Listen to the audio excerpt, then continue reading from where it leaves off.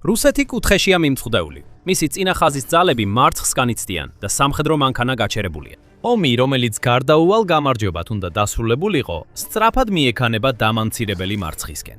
და მოსკოვის პრობლემები ამით არ მთავრდება. რადგან კულისებს მიღმა კიდევ უფრო დამანგრეველი რამ ვითარდება. რაღაც ისეთი, რაც შეიძლება ნიშნავდეს რუსეთის ფედერაციის სრულ კოლაფსს, როგორც ჩვენ ვიცნობთ მას. ქვეყნის ეკონომიკა უბრალოდ აღარ ინგრევა. ის ნაწილებად იშლება. რუსეთი უპრეცედენტო შრომით კრიზისს და მოახლოებულ რეცესიას აწყდება, რადგან მისი ყველა მნიშვნელოვანი ეკონომიკური მაჩვენებელი არასწორი მიმართულებით მიდის. ისტორიამ დაამტკიცა, რომ ქვეყნებს ასეთ სიტუაციაში საქმეები ერთ ღამეში არ ეწყობათ. ამის ნაცვლად ისინი ხშირად მთელი თაობების განმავლობაში ფინანსურ სირთულეებს განიცდიან, სანამ ნელ-ნელა სტაბილურობის რაიმე ნიშნამდე მიაღწევენ. იგივე ბედიელის მოსკოვსაც. და ეს ყველაფერი ერთი ადამიანის, რუსეთის პრეზიდენტის ვლადიმირ პუტინის ქედმაღლობის ბრალია. მას სურდა ისტორიაში შესულიყო, როგორც თავისი ქვეყნის უდიდესი ლიდერი. ამის ნაცვლად შესაძლოა ის სამუდამოდ რუსეთის დამანგრეველად დაამახსოვრდეთ. და მიუხედავად იმისა, რომ პუტინის სტრაბახი და ხმაურიანი განცხადებები ხშირად ახშობდა მათ ხმას, ეკონომიკის ექსპერტები წლებია განგაშის ზარებს რეკავენ. მათ იცოდნენ, რომ ეს საბოლოოდ აუცილებლად მოხდებოდა. იმ წამსვე, როცა რუსული ტანკები და ჯარები უკრაინის საზღვარს გადაკვეთეს, უკუთვლა დაიწყო. იმ წამიდანვე მოსკოვი კატასტროფისკენ მიმავალ გზაზე დადგა, საიდანაც დაბრუნება აღარ იყო. ერთადერთი კითხვა ის იყო, რამდენ ხანს გაგრძელდებოდა ეს გზა. რამდენი დრო დასჭირდებოდა, სანამ ქვეყნის ხაზინა ამოიწურებოდა და რუსეთი თავის დაუფიქრებელი ქმედებების შედეგებს ნამდვილად იგრძნობდა. როგორც აღმოჩნდა, ეს გზა ბევრად უფრო გრძელი იყო, ვიდრე ბევრს ეგონა, რადგან რუსეთმა კონფლიქტის პირველ წლებში საკმაოდ კარგად შეძლო გამკლავება. მაშინაც კი, როცა ეგრეთ წოდებული სპეციალური სამხედრო ოპერაცია ბევრად უფრო რთული და ძვირადღირებული აღმოჩნდა, ვიდრე თავდაპირველად ეგონათ, მოსკოვმა გამოწვევას ღირსეულად უპასუხა. მაშინაც კი, როცა დასავლეთის ძალებმა, როგორიცაა ევროკავშირი და შეერთებული შტატები, ფინანსური სანქციების ტალღა-ტალღაზე ამოქმედეს, კრემლმა მოახერხა მათი გვერდის ავლა. მაშინაც კი, როცა ქვეყნებმა დაიწყეს რუსეთთან სავაჭრო შეთანხმებებიდან გასვლა და უარი თქვეს მისი შეჭრის დახმარებაში მონაწილეობაზე, ქვეყანა მაინც როგორღაც გადარჩენა შეძლო. ახალი ურთიერთობებზე და ეროვნული სიმდიდრის ფონდის უზარმაზარ რეზერვებზე დაყრდნობით, რუსეთი შედარებით სტაბილური და ძლიერი დარჩა. ამიტომ გარკვეული დროის განმავლობაში რუსეთის ეკონომიკამ გასაოცრად კარგად იმუშავა. 2023 წელს 4.1%-ით გაიზარდა, ხოლო 2024 წელს 4.3%-ით. მისი წლიური MCP-ის ზრდამ მოლოდინებს გადააჭარბა. და ვლადიმირ პუტინი რეგულარულად ამაყობდა იმით, თუ როგორ შეძლო მისმა ქვეყანამ დასავლელი მტრების მიერ დაწესებული ზეწოლის გადატანა, რითაც მიანიშნებდა, რომ რუსეთი სულ უფრო ძლიერდებოდა და დანარჩენ მსოფლიოს არაფერი შეეძლო ამის შესაჩერებლად. სინამდვილეში ბზარები უკვე გაჩნდა, ისინი უბრალოდ ძალიან პატარა იყო, რომ უმეტესობას დაენახა. როდესაც უფრო და უფრო მეტი ფული მიემართებოდა რუსეთის თავდაცვის ინდუსტრიაში, სამოქალაქო სექტორმა ზეწოლა იგრძნო. პატარა ბიზნესებმა დაითვეს გაჭირვება, რადგან აღმოჩნდნენ მოწყვეტილნი საერთაშორისო ბაზრებს. ვეღარ ახერხებდნენ საჭირო პროდუქციისა და მასალების იმპორტს ან ექსპორტს იმ ბაზრებზე, რომლებზეც ადრე იყვნენ დამოკიდებულნი. სანქციებმა ზეგავლენა მოახდინეს ჩვეულებრივ მოსახლეობაზეც. საშუალო რუსულ ოჯახებს მოულოდნელად აღმოაჩნდათ, რომ აღარ ჰქონდათ ცდომა იმ საქონელსა და მომსახურებებზე, რომლებიც ადრე ჩვეულებრივად მიაჩნდათ. მაღალ დონეზეც კი მოსკოვის ოლიგარქები და ელიტები უყურებდნენ, როგორ იყინებოდა მათი საერთაშორისო აქტივები და როგორ მცირდებოდა მათი უზარმაზარი ქონები. მაგრამ ეს ყველაფერი დიდად არ ადარდებდა პუტინს, რომელსაც შეეძლო უბრალოდ ეჩვენებინა ეკონომიკური გრაფიკები იმის დასამტკიცებლად, რომ მისი ქვეყანა კარგად იყო. წლები გადიოდა და მიუხედავად იმისა, რომ ბევრი დასავლელი ექსპერტი აგრძელებდა ხაზგასმას, თითქოს რუსეთის ეკონომიკა კარტების სახლის მსგავსად მალე დაინგრეოდა, მოსკოვი მაინც აგრძელებდა ამ მოლოდინების უარყოფას. სანამ დრო იყო, ჩანდა თითქოს ქვეყანას მართლაც შეეძლო გაეკეთებინა ყველაფერი, რაც უნდოდა, ისე რომ არ დაეტანჯა ისეთი რეალური შედეგები, რაც შეიძლება შეეჩერებინა. თუმცა ბოლოს და ბოლოს ვითარება შეიცვალა და ეს ძალიან სწრაფად მოხდა. 2025 წელს რუსეთის MCP-ის ზრდა დრამატულად იკლო. შემდეგ 2026 წლის პირველ კვარტალში MCP-ის ზრდა ფაქტობრივად უარყოფით მაჩვენებელში გადავიდა. ეს პირველი შემთხვევა იყო 2022 წლის შემდეგ და ალბათ ყველაზე ნათელი ნიშანი იმისა, რომ ქვეყნის ეკონომიკა საბოლოოდ გრძნობს ზეწოლას. მოულოდნელად თვითონ პუტინიც კი პანიკაში ჩავარდა. ცენტრალური ბანკისგან ახსნა განმარტებები მოითხოვა და რუსეთის ფინანსურ ლიდერებს მოუწოდა სწრაფად მოეფიქრებინათ გადაწყვეტილებები ტენდენციის შესაბრუნებლად. მაგრამ პრეზიდენტის კოშმარი მხოლოდ ახლა იწყებოდა. 2026 წლის განმავლობაში რუსეთის ეკონომიკური მაჩვენებლები მხოლოდ უარესდებოდა. ბიზნეს აქტივობა თვე-თვეზე იკლებს და მხოლოდ 2026 წლის პირველ 3 თვეში რუსეთში 200,000-ზე მეტი მცირე და საშუალო ბიზნესი იძულებული გახდა სამუდამოდ დაეხურა კარ. ეს გამორჩეული რიცხვია და ის კიდევ უფრო გაიზრდება, რადგან ექსპერტები ელიან კიდევ უფრო მეტ დახურვას მომდევნო თვეებში. რუსეთის ქალაქებსა და დაბებში, მათ შორის ყველაზე დიდ და წარმატებულ ქალაქებში, როგორიცაა მოსკოვი და სანქტ-პეტერბურგი, ქუჩები სავსეა დახურული მაღაზიებითა და დაკეტილი ნიშნებით. რაიონები, რომლებიც ადრე სავსე იყო აყვავებული ბიზნესებით, სულ უფრო მეტად გავს უსიცოცხლო მოჩვენებათა ქალაქებს, სადაც მხოლოდ ჩაკეტილი კარები, ცარიელი ფანჯრები და მტვრიანი ნარჩენებია იმ მაღაზიებისა და კომპანიების, რომლებიც უბრალოდ აღარ არსებობ. ეს მძიმე სანახაობაა, მაგრამ ასევე კრემლის დაუცხრომელი ომის წყურვილის ბუნებრივი და გარდაუვალი შედეგია. ქვეყანა იმდენად ელდგულია კონფლიქტის გაგრძელების, რომ მზადაა მთელი სამოქალაქო სექტორი შესწიროს თავისი სამხედრო ამბიციების მისაღწევად. მისი სამხედრო ხარჯები მკვეთრად გაიზარდა და 2025 წელს 15.5 ტრილიონი რუბლს, 190 მილიარდ დოლარს მიაღწევს. ხოლო 2026 წელს მოსალოდნელია მსგავსი მაჩვენებელი, ჯამში დაახლოებით 14.9 ტრილიონი რუბლი. ეს მთელი ფედერალური ბიუჯეტის 40%-ია. მაგრამ, როდესაც თქვენს შეზღუდულ სახსრებს ასე დიდ ნაწილს სამხედრო ხარჯებზე ხარჯავთ, სხვა ყველაფრისთვის, მათ შორის ინფრასტრუქტურისთვის, საზოგადოებრივი სერვისებისთვის, მშვის, მშენებლობისა და განვითარების პროექტებისთვის და ასე შემდეგ, ბევრი აღარ რჩებათ. შედეგად რუსეთი შევიდა უცნაურ, თითქმის პარადოქსულ მდგომარეობაში, სადაც მას შეუძლია ერთ ღამეში უკრაინისკენ ასობით მილიონი დოლარის ღირებულების დრონები და რაკეტები გაუშვას. ამავე დროს, ასობით ათასი შიდა საწარმო იკეტება და სამოქალაქო სექტორი იცლება. რუსი ბიზნესმენები აცხადებენ, რომ ხარჯები იზრდება, საპროცენტო განაკვეთები მაღლა იწევს. მოთხოვნა კი არასდროს ყოფილა ასეთი დაბალი, რადგან რუს ხალხს უბრალოდ აღარ შეუძლია იმდენი დახარჯოს, რამდენსაც ადრე ხარჯავდა და გადასახადებიც უფრო მაღალია. ეს ბევრისთვის აუტანელია. ამიტომაც ბევრი მათგანი წყვეტს საქმიანობას. ქვეყნის ბიუჯეტის დეფიციტიც უპრეცედენტო დონეს აღწევს და პროგნოზით 2026 წლის ბოლოსთვის ის შეიძლება გაიზარდოს 3 ტრილიონ რუბლამდე, ანუ 36 მილიარდი დოლარი. ასე გაგრძელება აღარ შეიძლება. ეს საერთოდაც არ არის მდგრადი და ამას უკვე აღიარებენ რუსი ოფიციალური პირებიც კი, რომლებიც ჩვეულებრივ მზად არიან პუტინს ყველაფერი უთხრან, რაც სურს. მაგალითად, ანტონ ტაბაგმა, რომელიც ექსპერტ RA-ს, რუსეთის უძველესი საკრედიტო რეიტის სააგენტო მთავარი ეკონომისტია, ცოტა ხნის წინ თქვა, ეკონომიკა არ გაგრილებულა, ის გაყინულია. ბევრი სექტორი უკვე კბილებს აკაცკაცებს. რუსეთის ცენტრალურმა ბანკმაც გააფრთხილა, რომ რეცესია აღარ არის შორეული პერსპექტივა, არამედ თითქმის გარდაუვალი რეალობაა. და ზოგიერთი ანალიტიკოსის აზრით, ის შეიძლება წლის ბოლომდე დაიწყოს, თუ ქვეყანა ასეთ ეკონომიკურ სირთულეებს კვლავ განიცდის. MSFP-ის პროგნოზებიც გაუარესდა და ზოგიერთი ოფიციალური პირი უკვე ღიადაც კი აკრიტიკებს კრემლს. მაგალითად, რენატ სულიმანოვმა, სიბირის სახელმწიფო დუმის წარმომადგენელმა, ცოტა ხნის წინ გულწრფელი ინტერვიუ მისცა და პირდაპირ განაცხადა, რომ ომი ეკონომიკისთვის აუტანელი ტვირთია და რაც შეიძლება მალე უნდა დასრულდეს.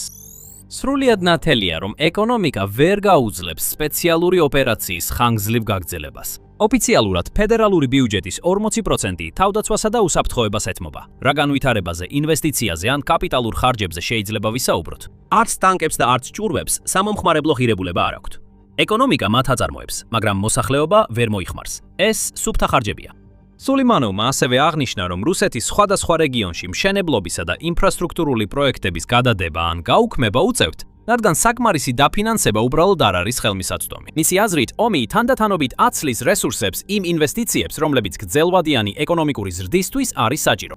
პუტინსაც კი აღარ შეუძლია კრიზისის დაფარვა და მისი ქვეყნის ეკონომიკური პრობლემები ყველასთვის აშკარა გახდა 2026 წლის სანქტ-პეტერბურგის საერთაშორისო ეკონომიკურ ფორუმზე. მაგრამ სანამ ამას უფრო დეტალურად განვიხილავთ, თუ ასეთი ანალიზი გსურთ უფრო ხშირად მიიღოთ, აუცილებლად გამოიწერეთ The Military Show. ჩვენ ყოველ კვირას ასე ვაშლით ყველაფერს დეტალურად.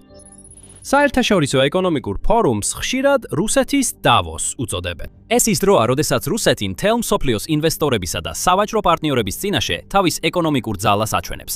ბრწყინვალე და გლამურული მრავალდღიანი შეხვედრა, რომელშიც მონაწილეობენ მსოფლიოს ყველაზე ცნობილი ოფიციალური პირები, მედიის წარმომადგენლები და კორპორატიული ხელმძღვანელები.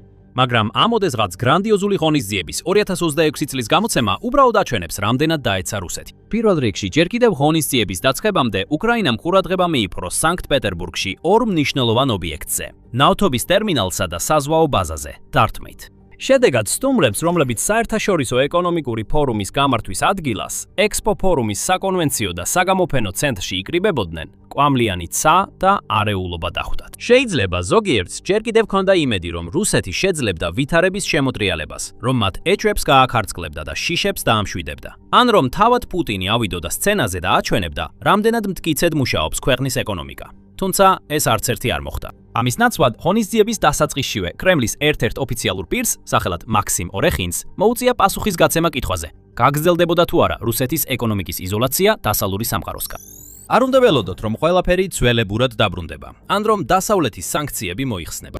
შემდეგ მან ისაუბრა აგრესიულ ეკონომიკურ პოლიტიკაზე, რომელიც შესაძლოა წაახალისებდეს ურთიერთ ინვესტიციებსა და ვაჭრობას არადასავლურ ქვეყნებთან, მაგრამ დარბაზში სკეპტიციზმი აშკარად იგრძნობოდა. ამიტომ, მაშინ როცა კრემლის სხვა ოფიციალური პირები ცდილობდნენ პრობლემების უმნიშვნელოდ წარმოჩენას, სხვებმა ღიად აღიარეს, რომ მათი ქვეყანა კრიზისშია. მაგალითად, მილიარდერმა რომან ტროცენკომ, რომელიც რუსეთის EON კორპორაციის დამფუძნებელია, არაფერი დამალა, როდესაც ქვეყნის ბიზნეს გარემოზე ჰკითრეს. საქმე ცუდად არის და ცუდად არის იმიტომ, რომ ძველი მოდელი, რომელიც მრავალი წლის განმავლობაში მუშაობდა, აღარ მუშაობს. მიუხედავად იმისა, რომ მან ღიად არ აღიარა, რომ ეს ომის შედეგია და ამის ნაცვლად დემოგრაფიულ პრობლემებზე მიუთითა, ტროცენკომ აღიარა, რომ ძრავა გაჩერდა და სასწრაფოდ საჭიროებს ხელახლა დაქოქვას.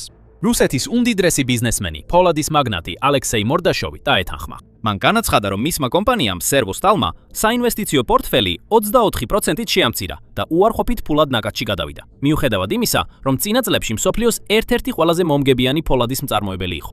პუტინიც საბოლოოდ სცენაზე ავიდა და თავისი ჩვეულებრივი სიმამაცით წარდგა. განაცხადა, რომ მისი ქვეყანა ისეთივე ტემპით იზრდება, როგორც ევროპის წამყვანი ქვეყნები და ეკონომიკურ პრობლემებზე პასუხისგებლობა სახელმწიფო მოხელეებს დააკისრა. პრეზიდენტმა გამოთქვა რწმენა, რომ წინსვლა და აღმავლობა უზრუნველყოფილი იქნება, მაგრამ სულ უფრო ნაკლები ადამიანის ჯერა მისი. და ადვილია იმის დანახვა, რატომაც. კრემლის არც ერთი პროპაგანდა ვერ დაფარავს რუსი ხალხის რეალურ ცხოვრებას. ყოველდღე ისინი გადიან თავიანთ ქალაქებსა და დასახლებებში და ხედავენ, რომ სულ უფრო მეტი ადგილობრივი კომპანია იხურება. ისინი შედიან მაღაზიებში და ნაკლები პროდუქტის არჩევანი აქვთ, ხშირად უფრო მაღალი ფასებითაც. ისინი ისმენენ მეგობრების, ოჯახის წევრებისა და მეზობლებისგან ისტორიებს, თუ როგორ ველხერ ხდება ბიზნესის წამოწყება, ან დადიან თავიანთ უბნებში და ხედავენ არასაკმარისი ინფრასტრუქტურული ინვესტიციებისა და შეჩერებული სამშენებლო პროექტების შედეგებს. წლების წინ მათ შეიძლება ეს პრობლემები სპეციალური სამხედრო ოპერაციის დროებით გვერდით ეფექტად მიეღოთ, იმ იმედით, რომ ყველაფერი მალე ბევრად უკეთესი გახდებოდა. ეხლა ომი უკვე რამდენიმე წელია გრძელდება და არაფერი უმჯობესდება.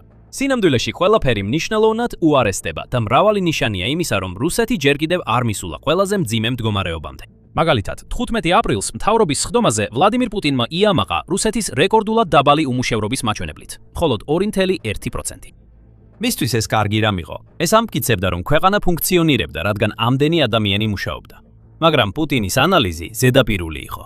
მან მხოლოდ რიცხვი დაინახა და არა ძირითადი მიზეზი. რეალურად რუსეთში უმუშევრობის დაბალი დონე პუტინისთვის საამაყო არ არის. ეს არის შრომითი კრიზისის სიმპტომით, რომელიც მისმა ომმა გამოიწვია. ქვეყნის ცენტრალური ბანკის გუბერნატორმა ელვირა ნაბიულინამ ეს მხოლოდ ერთი დღის შემდეგ აღიარა და მოსკოვის ბირჟაზე განაცხადა, რომ შრომის დეფიციტი იყო ერთ-ერთი კრიტიკული ფაქტორი, რომელიც ქვეყნის ეკონომიკას აზიანებს. მან აღნიშნა, რომ რადგან კომპანიები მცირე რაოდენობის მუშახელის გამო ერთმანეთს ეჯიბრებიან, მათ უწევთ უფრო მაღალი ხელფასებისა და სარგებლის შეთავაზება. იმისთვის, რომ ეს სტიმულები რეალურად უზრუნველყონ, კომპანიებს უწევთ თავიანთი საქონლისა და მომსახურების ფასების გაზრდა, რაც მოსახლეობისთვის ცხოვრების ხარჯების მუდმივ ზრდას იწვევს. ცენტრალური ბანკი ცდილობს ინფლაციის კონტროლს საპროცენტო განაკვეთის 14.5%-მდე გაზრდით, მაგრამ სიტუაცია სწრაფად გადადის უკიდურესად საშიშ ზონაში. და ეს ყველაფერი ომთან არის დაკავშირებული. ჯამში ომში უკვე მილიონზე მეტი რუსი ან მოკლულია, ან დაჭრილია, მათგან ბევრი შრომისუნარიანი ასაკის მამაკაცი იყო, რომლებიც ეკონომიკაში ცვლილს შეიტანდნენ. მათ შეეძლოთ დაეწყოთ საკუთარი ბიზნესი სხვადასხვა სფეროში ან საზოგადოებაში, სხვა გზებით შეეტანათ ცვლილი, მაგალითად, მშენებლობაში, სოფლის მეურნეობასა და ლოგისტიკაში მუშაობით. ამის ნაცვლად ისინი უკრაინაში გაგზავნეს სასიკვდილოდ, როგორც საზარბაზნე ხორცი ომის მანქანისთვის, რომელსაც არსად მიხავს. ომის შედეგად მიგრაციაც მნიშვნელოვნად შემცირდა.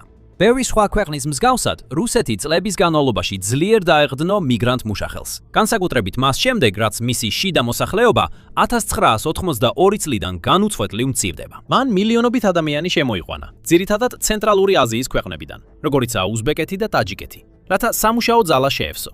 მაგრამ ომის დაწყების შემდეგ მილიონზე მეტი უკვე წავიდა. ზოგი მათგანი აიძულეს რუსულ არმიაში გაწევრიანებულიყო. სხვებმა კი გადაწყვიტეს გაქცეულიყვნენ და ახალი ცხოვრება სხვაგან დაეწყოთ, ან თავიანთ სამშობლოში დაბრუნებულიყვნენ. მრავალმა მათგანმა ასევე სხვა მიმართულებები აირჩია. მაგალითად, თურქეთი და სპარსეთის ყურის ქვეყნები. ამანაც რუსეთს ნაკლები სამუშაო ძალა დაუტოვა. ამასთან ერთად, ომის გაგრძელების ფონზე რუსეთმა სასტრაფოდ გააძლიერა რეკრუტირების ცდილობები და ცდილობს ყოველ თვე დაახლოებით 30,000 ახალი ჯარისკაცი შეიყვანოს თავის სამხედრო რიგებში. ეს ნიშნავს, რომ სამუშაო ასაკის მოსახლეობა მუდმივად იწურება კონფლიქტის გამო და რუსეთიდან მილიონზე მეტი საუკეთესო და ნიჭიერი ადამიანი საკუთარი სურვილით წავიდა ქვეყნიდან, რათა სხვაგან ახალი ცხოვრება დაიწყოს. დასასრულს არსებობს ფაქტი, რომ რუსეთის თავდაცვის ინდუსტრია იმდენად დიდი და გავლენიანი გახდა, რომ დარჩენილი მუშახელი მთლიანად შთანთქა, რის შედეგადაც სულ უფრო ნაკლები ადამიანი რჩება სხვა მნიშვნელოვან სფეროებში, როგორიცაა ჯანდაცვა, განათლება და წარმოება.